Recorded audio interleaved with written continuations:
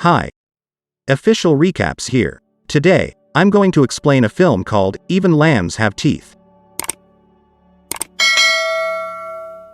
The film begins with two best friends, uptight Katie and promiscuous Sloane, who are excited about their upcoming out-of-town trip. They will be working at Eco-Field Organic Farms for a month in order to save money to go shopping in New York City.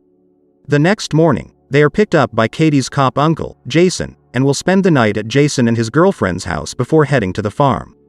Sloane suggests that they make up fictitious names while they are settling into their new surroundings. Sloane suggests the name Heather, while Katie suggests the name Ripley. Uncle Jason drops the two off at a station where they will catch a bus to the farm the next day.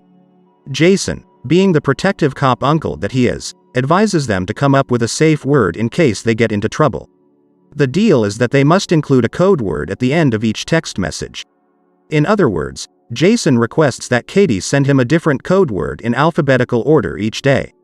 Apple is the safe word of the day. After the uncle departs, the two must wait for the bus, which is due to arrive in about an hour, and they decide to wait at the cafe. They quickly catch the attention of two townspeople and end up sharing a table with them.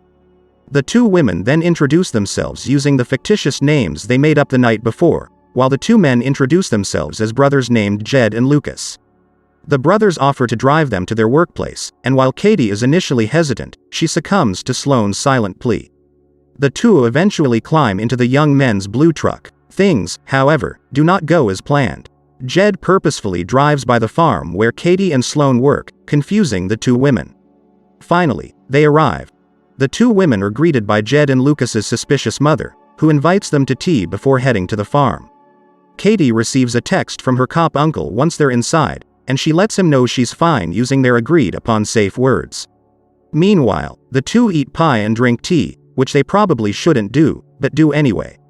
As it turns out, there are drugs in their drinks, their vision becomes blurred. After realizing something is wrong, the two flee for their lives.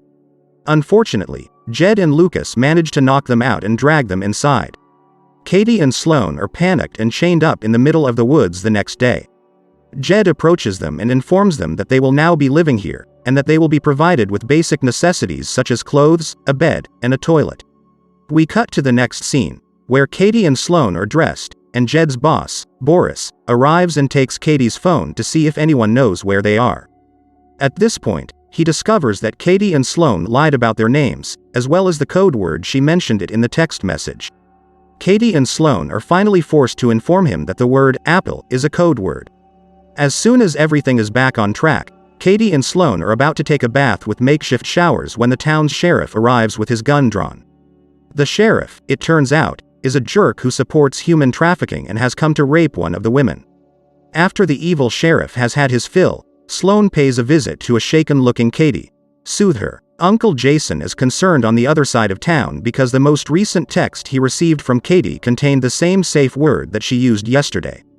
Back inside the woods, Jed and Lucas greet another customer, whom we will refer to as Scruffy Guy from now on. He then approaches Sloane and leads her inside the trailer. Unsurprisingly, Scruffy Guy is a psychopath. Back to the cop uncle, he finally calls Sloane and Katie's workplace and discovers that they did not show up for work yesterday. He rushes to look for them, convinced they are in danger. Meanwhile, Sloane and Katie's day is about to get even worse because the next customer arrives is even shadier than the last. As the next customer approaches, Jed and Lucas rush to cover their heads. Sloane is picked up by the pig mask dude and taken inside the trailer. After he departs, it is Katie's turn to comfort a shaken Sloane. We're not sure what the pig mask guy did to her, but she appears even more traumatized than before. In the following scene, Uncle Jason arrives at the sheriff's office and runs into the town's perverted sheriff, whom we previously saw. We learn here that the uncle is not only a cop, but also an FBI agent. He expresses his concerns and believes his niece has been kidnapped. To add to the intrigue, the FBI uncle decides to tell the sheriff about how he knows they're in trouble because Katie didn't use a new code word in her most recent text message.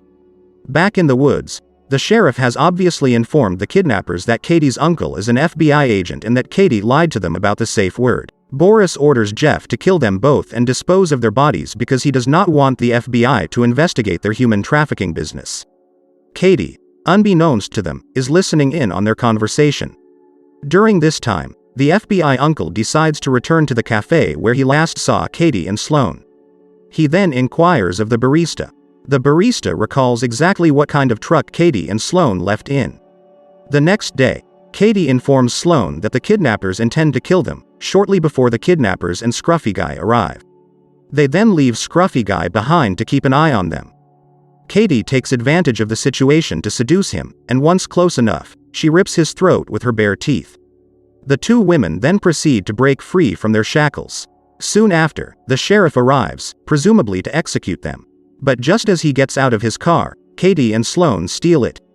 The two women return to town and go to the hardware store to stock up on supplies. Something bad is about to happen.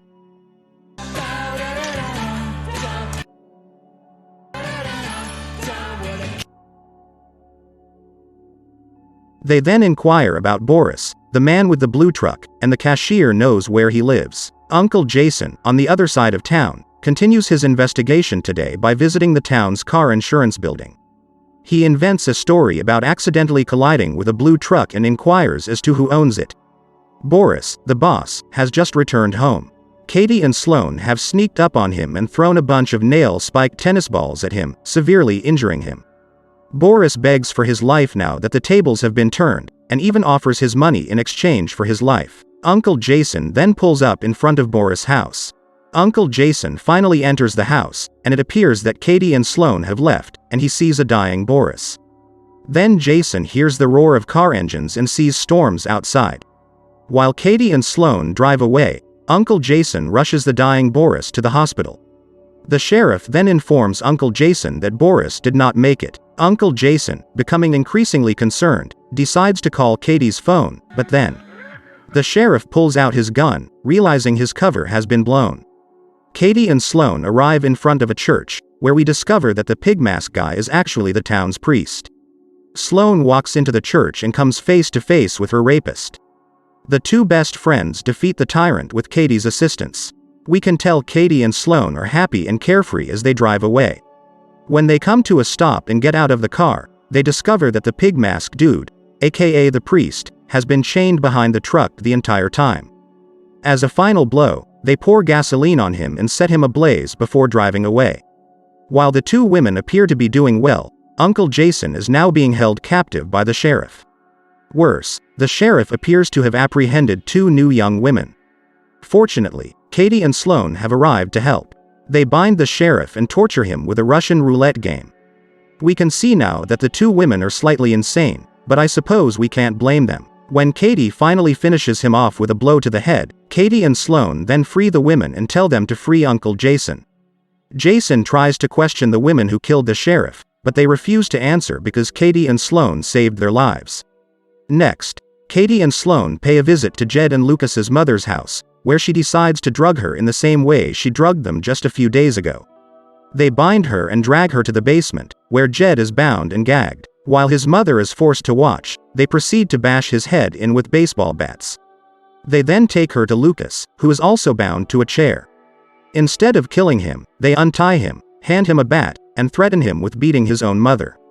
When Lucas expresses his dissatisfaction, they shoot him. Following that, the two women staged his body to appear as if he had committed suicide. It is revealed that they intend to blame him for all of the murders. Desperate, the mother offers them money in exchange for her life to be spared. Instead of sparing her, Katie brutally murders her with the lawnmower. In the following scene, Uncle Jason arrives at Katie's house to pick her and Sloane up. Some time has passed, it appears. Katie and Sloane are picked up at the airport and excitedly fly to New York City. If you enjoyed this video, hit the like button and subscribe for more videos like this.